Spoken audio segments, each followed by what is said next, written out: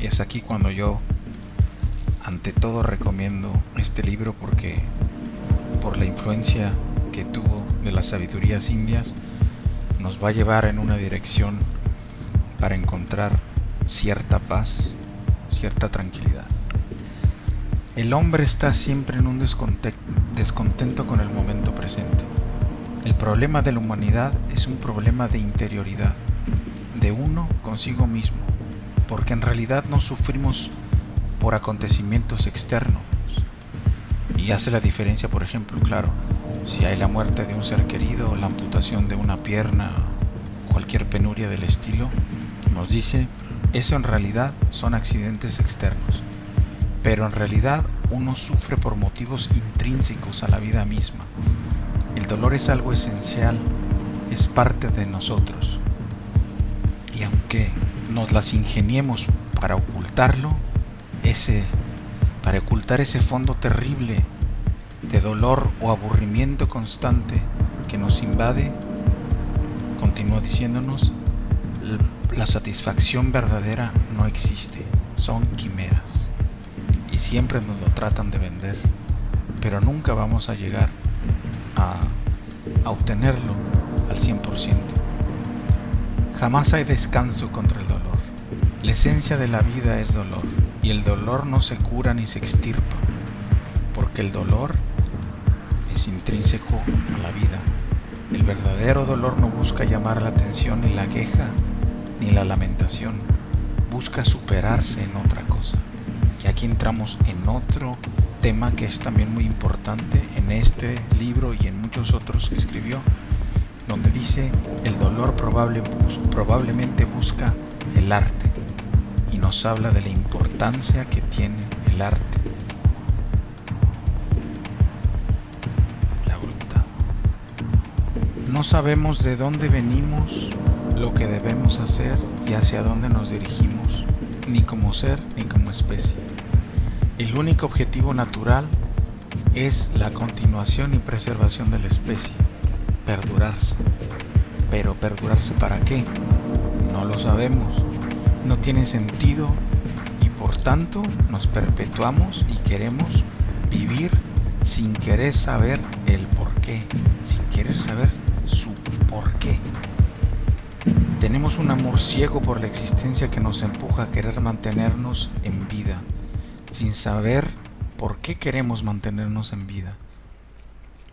Aquí, por ejemplo, ya llegamos a otra, voy a escoger una consideración interesante, que es el mencionar sobre la filosofía de Schopenhauer en la cuestión del amor.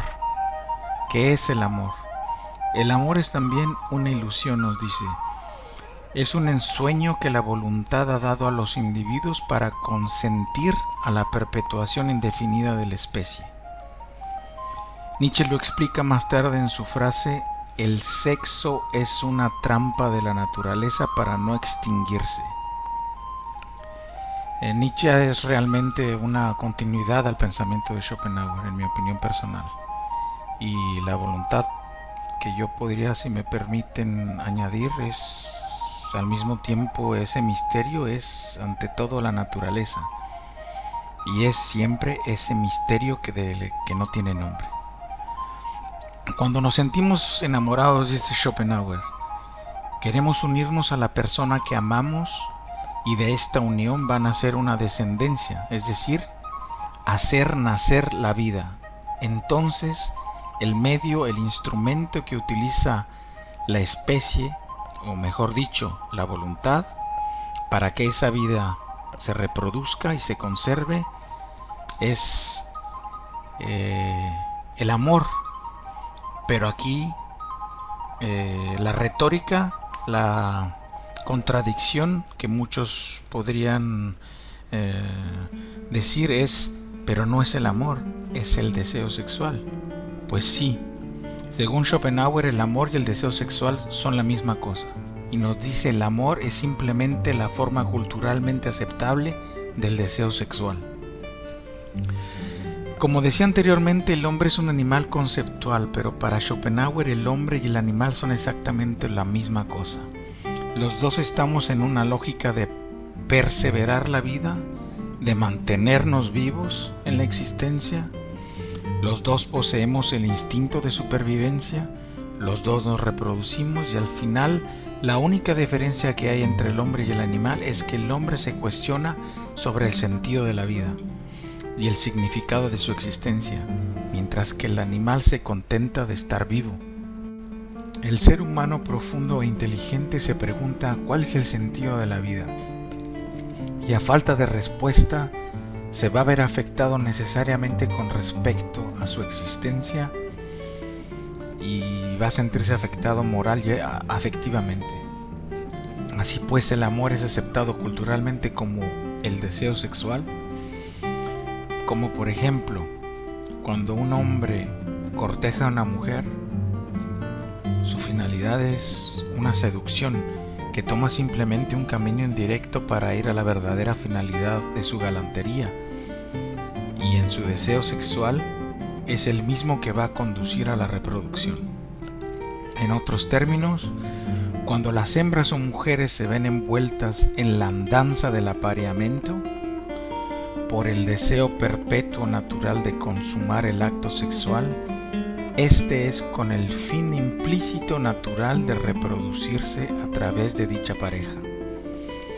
Cuando ésta acepta perpetuar la especie a través de el otro, es decir, el proceso de seducción es la obra de un laberinto de pasiones que conducen a un acto de reproducción.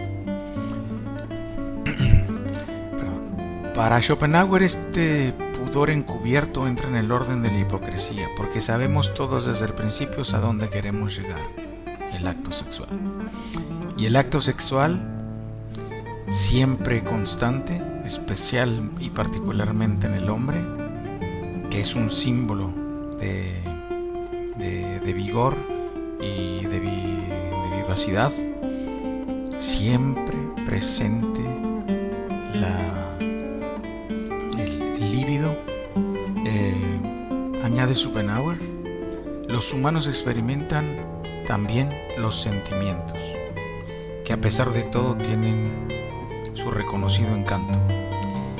Y bien, pero si somos seres civilizados y sofisticados, el hecho de tener sexo y de que nos comportemos exactamente como bestias, haciendo coito, es decir, copulando bestialmente, es decir, el fondo primitivo de la vida es pues la expresión de la voluntad en su carácter bruto y puro, copular con bestialidad, porque a través de la sexualidad la voluntad se manifiesta casi tal y como es.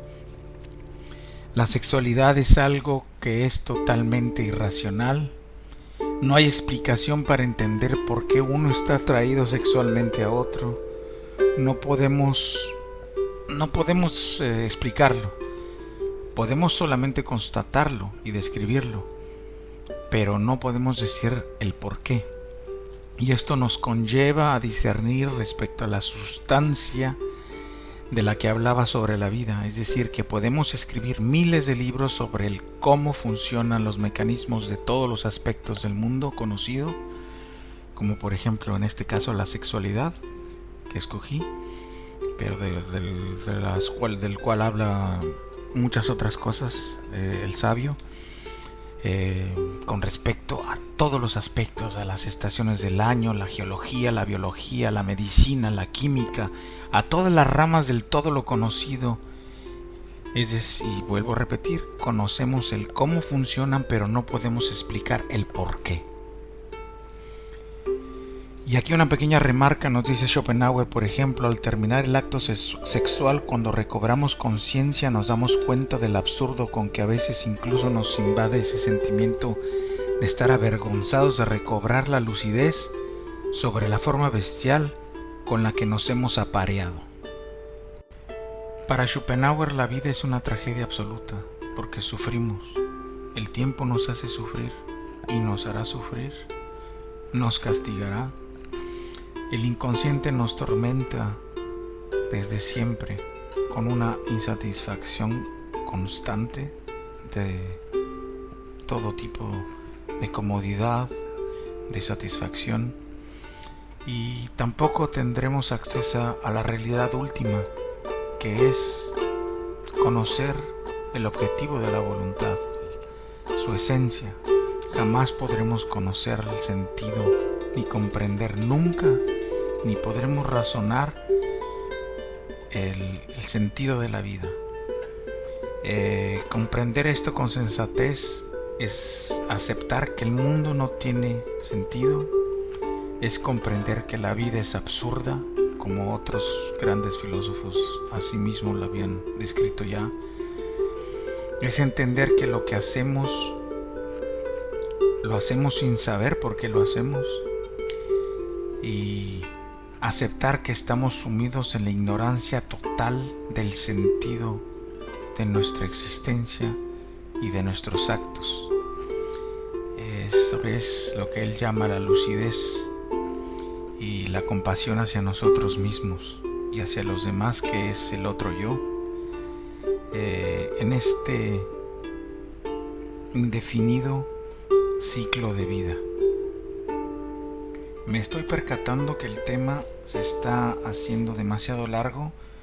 En realidad no dispongo del tiempo necesario para poder dar una presentación a la introducción del libro, que nos habla realmente de cosas muy interesantes. Entre ellas nos habla del arte como vía de escape a la voluntad para encontrar la paz, la importancia que tiene el arte en la vida del hombre, la arquitectura, la pintura, la poesía y todas las artes. Antes de despedirme de esta breve introducción que he dado en menos de una hora, dejo un vídeo que había hecho ya hace algunos años sobre un poema de Gustavo Adolfo Bécquer, que en realidad, sin saberlo, antes de conocer a fondo el pensamiento de Schopenhauer, deduzco se refiere a lo que él llama el espíritu sin nombre, y que yo asumo debe de ser la voluntad. El espíritu sin nombre. Verlo después de este vídeo. Lo voy a tener que dejar por esta ocasión hasta aquí, y continuaré a seguir haciendo audios similares respecto a Schopenhauer y a Nietzsche, que son los autores que conozco mejor. Y por hoy lo dejo hasta aquí como una pequeña introducción al vasto conocimiento de este gran libro, el cual es muy recomendable, el cual necesita mucho tiempo de asimilación. Es complejo, es sofisticado, y es muy importante saberlo para poder entender con humildad que realmente no somos tan importantes como creemos, ni sentir que tenemos razón en todo. Schopenhauer es un gran adepto al poder del cual es un autor, el cual recomiendo y por el cual seguiré hablando más adelante. Gracias por estar ahí. Hasta luego.